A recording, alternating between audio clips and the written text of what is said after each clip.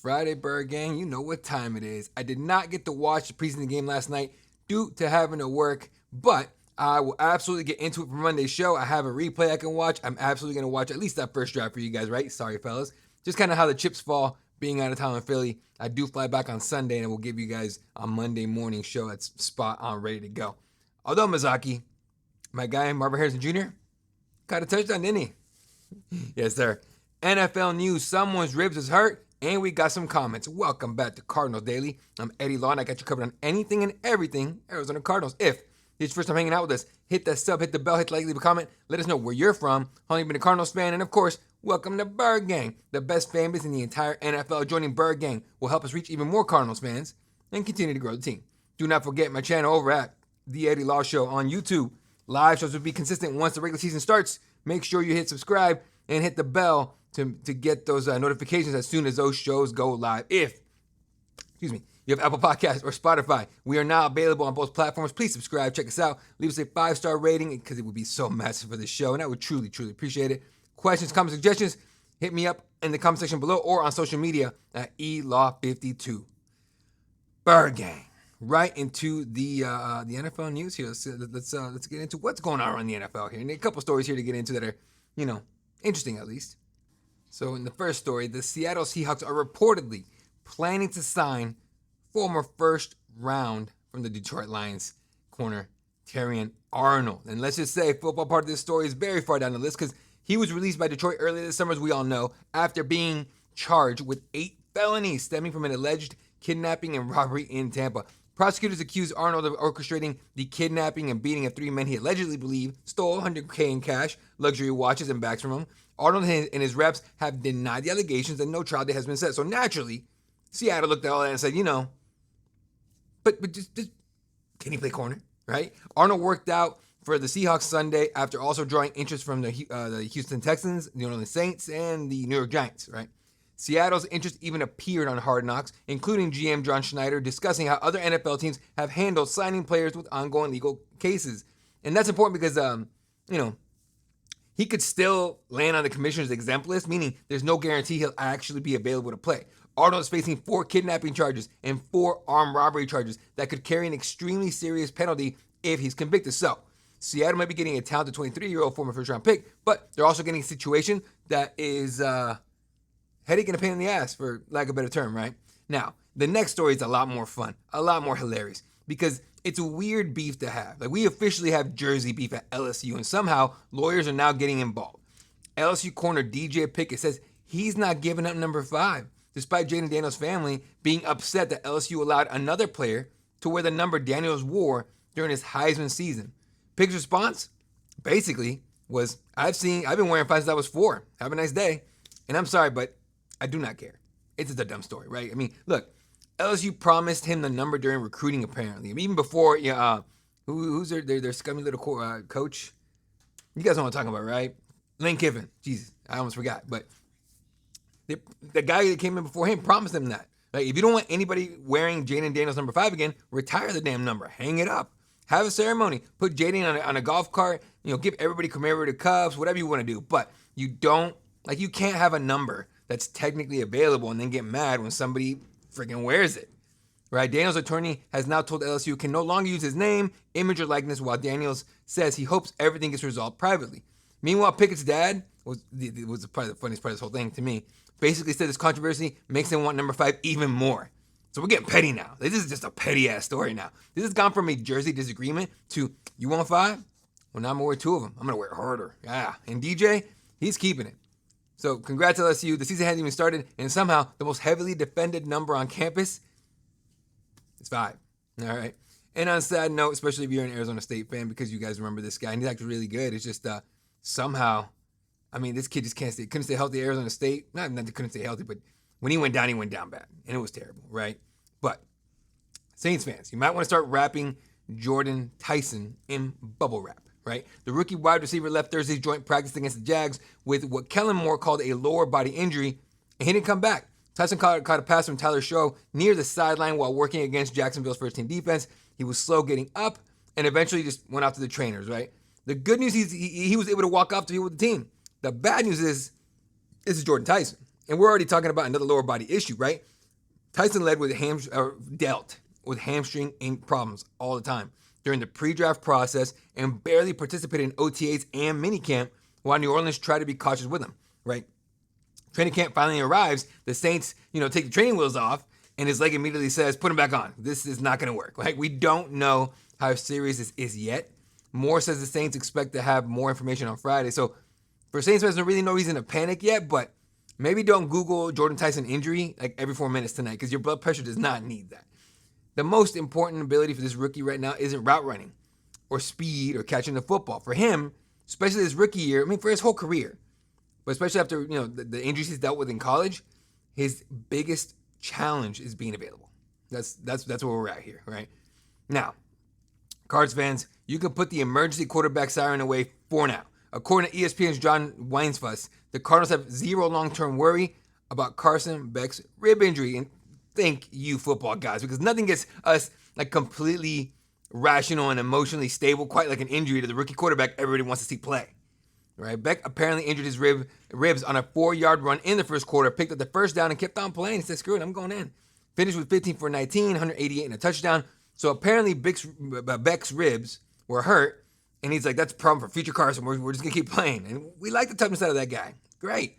Now, he was able to practice all week, which is a great sign, but the Cardinals still decided not to play him in last night's game against the Raiders, and it's the right decision, right? It's preseason. We don't need Carson Beck having, diving for first downs in August like the NFC West title's on the line. My brother, slide, please. Learn how to. I know you know how to slide. There's no way you don't know how to slide, okay? I don't care if it's 3rd and 1.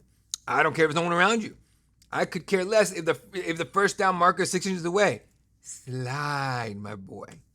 We'll bring the change to you, dude.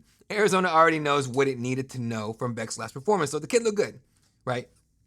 We know the stats. More importantly, he gave us another reason to become completely unreasonable about the quarterback competition. So, Thursday night, Jacoby Brissett and starters got their work in against Vegas, while Arizona also had the Minshew and Slovis available. So there you go. There's absolutely no reason to risk Beck aggravating something when, the team apparently wasn't concerned about the injury being long-term in the first place. And that's the only newsworthy thing here, is that it's not a concern long-term. Now, they're going to say that. If it is a long-term concern, what are you going to do? It's Arizona. But the fact that he practiced tells me it really isn't a long-term concern. So we'll see. They're not worried. We'll have to wait and see what happens here. Right? This doesn't appear to be something that's going to be like derail his early preseason, right? So we can relax. His ribs are apparently fine. So, and you guys know Cardinals fans, right? We're definitely going to respond to this news in the calmest way possible, right? By immediately arguing he should start week 1. So there you go. Let's get into some comments here, folks, and get you into your weekend. Here we go. First comment on the night. If I can bring those up on my screen for y'all. 1 second. Here we go. Mizaki comes in with, nice show today. Keep up the good work. Appreciate you, man. And like I said, my boy Marvin Harrison, or Jr., got the touchdown. Next up, Kingman Card fan. I hope Kyler takes the Vikings to the playoffs. He might. I don't hope that. Frankly, I hope they lose every game just because I'm a competitor. I want to win. Not that we're playing them or anything, but it's not like I hope he would take them to the playoffs. But I think he will. So we'll have to wait and see. Appreciate the comment, dude. Zypo says, anytime front office personnel are speaking in any sport, it means they're lying. That's 100% true. They rarely tell the truth. They're professional liars. They're basically politicians. It's like no one ruins a good society like a freaking politician.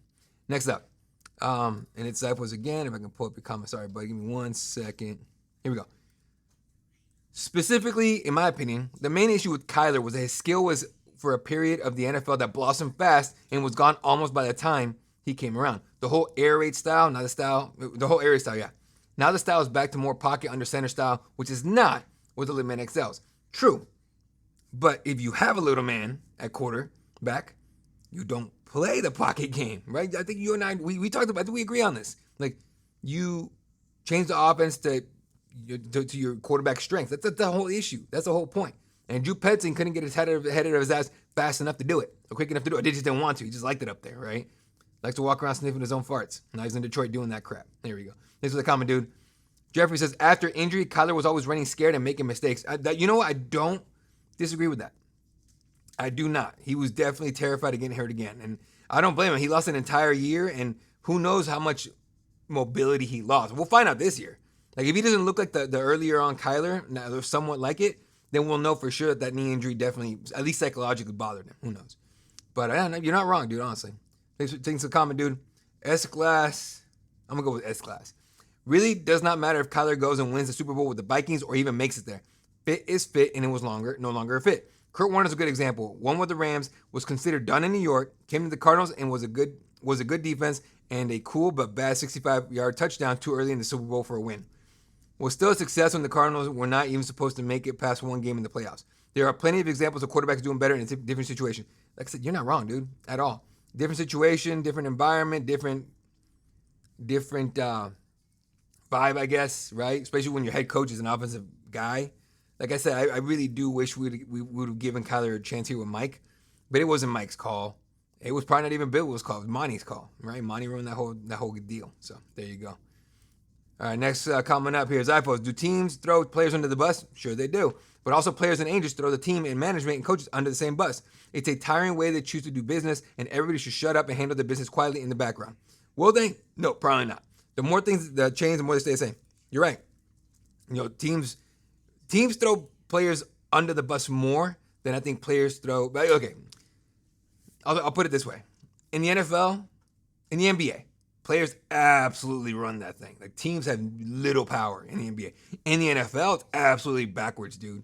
Like we rarely see a player throw any team under the bus. Not rarely, but we do see it once in a while. But it's usually teams running the narrative. And I'm telling you right now, it happens. Like when you see a reporter come out, it's like, oh, I got inside sources saying that this and that and the other. Kyler's playing Call of Duty, or he has a study clause in his contract.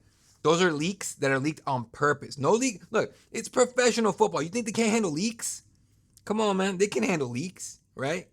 And those leaks are controlled. They're on purpose. It's what happens. It's not like in fighting where someone's manager will leak a fight, or someone's coach will leak a fight, or a fighter will leak a fight, right? In the NFL, teams have that ability to, in my opinion, to stop leaks. Sometimes they don't, but most of the time they do. Otherwise, how much awful crap do you think we've missed out on from the Raiders and moving to Vegas of all places, right? Or the Cowboys being there for as long as they did. And how long did it take us for us to find out about all that crap Dan Snyder did for Washington years, or that all the awful stuff he did in Washington years ago? It took forever to find that out. You know what I'm saying? So it's just, but yeah, no, it is honestly a dog shit way to do business. Straight up, you would love for them to be honest, but honesty doesn't make dollars in pro sports. So there you go. I think I got one more comment. I think, yeah, I do. Here we go. Last comment, also from Zyphos, says, So D-Hop, was Keim also responsible for your drop-off after you got popped for cheating? Geez, I never thought I would have to get involved in a slap fight between two groups I don't care for. Yeah, that was my thing too. It's just like, dude, like, what does it have to do with anything? Like, after you pop, you fell off the cliff. Remember that cliff Max Kellerman said years ago that Tom Brady was going to fall off? I think D-Hop found it and said, screw it. So that's kind of how that worked out. All right, Bird Gang. That is going to do it for this episode of Cardinals Daily. I'm Eddie Law. Don't forget to hit that sub, hit that bell, hit the like, leave a comment. I will see you guys all on Monday. Tell your friends to come hang out with us, and let's continue to grow this community. For myself, everybody at FanArc, we love you guys. We'll catch you guys on Monday. I will do the recap of the preseason game on Monday. Did not get to watch it last night. It is what it is. But I got weigh-ins to go get out to now. So, again, if you like MMA, cagesightpress.com. Hit us up for all that, for all MMA stuff here in Philly for at least a couple more days. And, catch you guys on Monday. Enjoy your weekend. Go Cardinals.